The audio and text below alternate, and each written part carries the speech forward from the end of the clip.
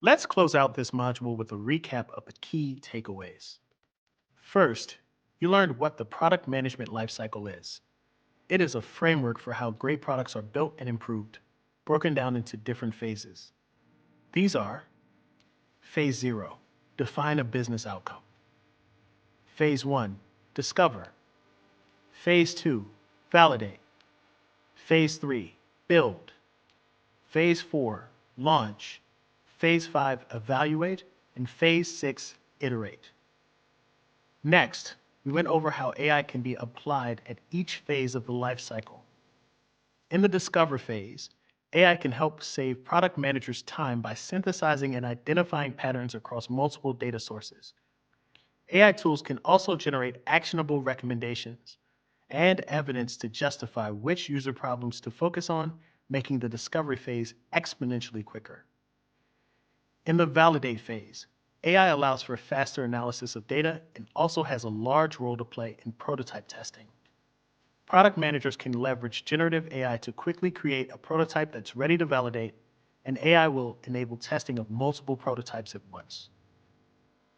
In the build phase, AI tools can help product managers incorporate testing of the product into their roadmap earlier, as well as speed up the creation of documentation like user stories, product requirement documents, and acceptance criteria. In short, AI enables product managers to build and test more in shorter time frames. In the launch phase, product managers can use AI to conduct controlled rollouts of new functionality based on the usage and feedback from users.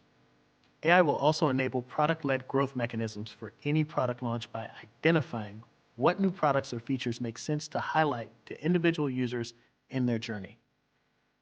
And in the evaluate and iterate phases, product managers can lean on AI to auto-determine what is and isn't working about a new product or feature, and then provide recommendations on what to do next. This brings product managers back to the beginning of the lifecycle, where they can once again utilize AI at each phase to improve what they've built. Now let's recap some action items you can take to put these learnings into practice. First, compare your current development practices to the product management lifecycle. Do you operate in a similar way? Are there certain phases you'd like to work on optimizing? Do you need to educate the rest of your product organization on this framework? From there, you'll be able to identify where you're best able to apply AI. I recommend choosing one phase of the lifecycle to focus on first. For example, how can you start leveraging AI in your current discovery or validation processes? Now that you've finished this module, you should be able to describe each phase of the product management lifecycle, explain how AI can be applied at each phase of the lifecycle, and develop a plan for leveraging AI in your product development process.